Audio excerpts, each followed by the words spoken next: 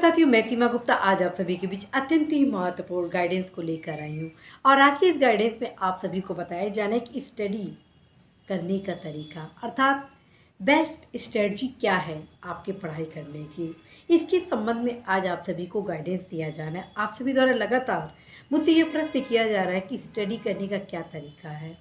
साथियों, जब मैं पढ़ती थी तो मैं क्या करती थी, सबसे पहले अपने सिलेबस को ध्यान में रखती थी और जो भी पुस्तक को पढ़ती थी तो साथ में पेन को अवश्य में रखती थी, ताकि कोई भी इम्पोर्टेंट मुझे फैक्ट दिखे लगे तो उसको मैं अवश्य अंडरलाइन कर लूँ। और जब उस किताब को दोबारा पढ़ती थी तो फिर मैं हाइलाइटर को भी साथ में रखती थी और जितना भी मैं टिक लगाई रहती थी और लगता था कि तीसरे रिवीजन में इसको एक बार और रिवाइज करना है तो फिर मैं उसको हाइलाइटर से हाईलाइट करती थी। इससे मुझे क्या फ़ायदा होता था कि एग्ज़ाम के लास्ट मोमेंट में रिवीज़न करने में इजी होता था। और साथियों, स्टडी का सबसे बेस्ट फार्मूला होता है कि आप जो भी पढ़ें उसको रिवीज़न अवश्य करें और प्रत्येक दिन आप अवश्य ही कुछ समय अपने पढ़े हुए दिन का, जो भी दिन भर में आप पढ़े हुए हैं, उसको अवश्य ही रिवीज़न के लिए 1 घंटा समय ज़रूर दीजिए। और मैं आप सभी को यह भी अवगत करा चुकी हूँ कि आप सभी के एग्ज़ाम में, अर्थात समीक्षा अधिकारी, सहायक समीक्षा अधिकारी, प्रारंभिक परीक्षा, मुख्य परीक्षा में लगभग 60% ऐसे क्वेश्चन होते हैं जो फैक्ट बेस पे होते हैं। और उसके लिए ऑलरेडी मैं आप सभी को एक रणनीति बताई हूँ कि यदि आप प्रत्येक दिन 2 घंटा फैक्ट को रटते हैं, जैसे मान लीजिए आर्टिकल है उसको रिवीजन करें, प्रथम द्वितीय तृतीय स्थान पर राज्य किस चीज़ में, जो भी खाद्य से संबंधित है, आलू हुआ, चावल हुआ, गेहूँ हुआ, प्रथम द्वितीय स्थान पर कौन सा राज्य है, कौन सा देश है। इसी प्रकार के जो संसाधन हैं, इन सभी चीज़ों को आप अवश्य ही ध्यान में रखते हैं।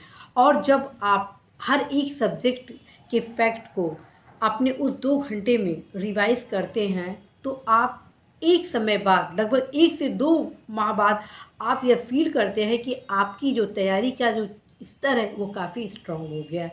अर्थात जब आप किताब पढ़ते हैं सब्जेक्ट वाइज तो सबसे पहले जो भी आप पढ़ते हैं उस पर आप अंडरलाइन लगाते हैं।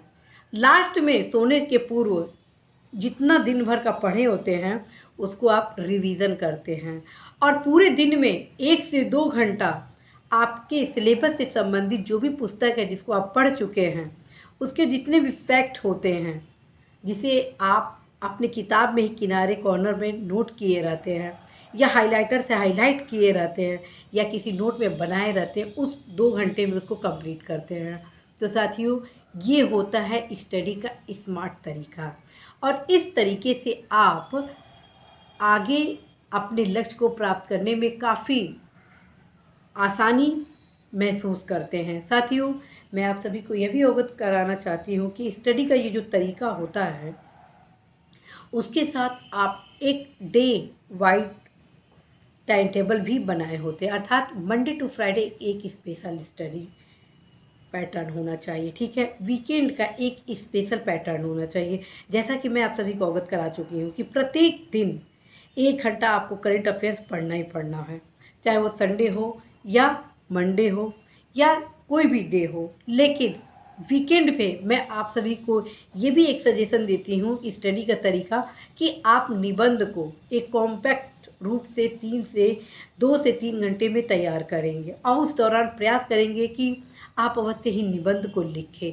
तो ये तरीका होता है स्टडी करने का। साथियों, जब आप एक बोरिंग तरीके में पढ़ते हैं तो कहीं ना कहीं आप अपने सिलेबस को कंप्लीट नहीं कर पाते हैं। बोरिंग का मतलब कि आपका रूटीन सेम डे हर डे के बराबर होता है। और जब आप अपने टाइम टेबल को मिसलेनियस रूप में बांट देते हैं, जैसे कि मंडे टू फ्राइडे वीकेंड पर प्लस एक सब्जेक्ट को आप डेली पढ़ते हैं, तो इस प्रकार से आप स्टडी करते हैं तो बहुत ही ईजी गोइंग में अपने सिलेबस को कंप्लीट कर लेते हैं, पढ़ाई भी आपकी बोरिंग नहीं होती है और अवश्य ही आप सफलता प्राप्त करते हैं। तो साथियों, आज मैं आप सभी को संक्षिप्त रूप से इसके बारे में बताई जो मैं स्वयं अपनाई थी। यदि आप इस तरीके को अपनाते हैं तो निश्चित रूप से 1 माह में ही इसके चमत्कार को आप देखेंगे। All the best.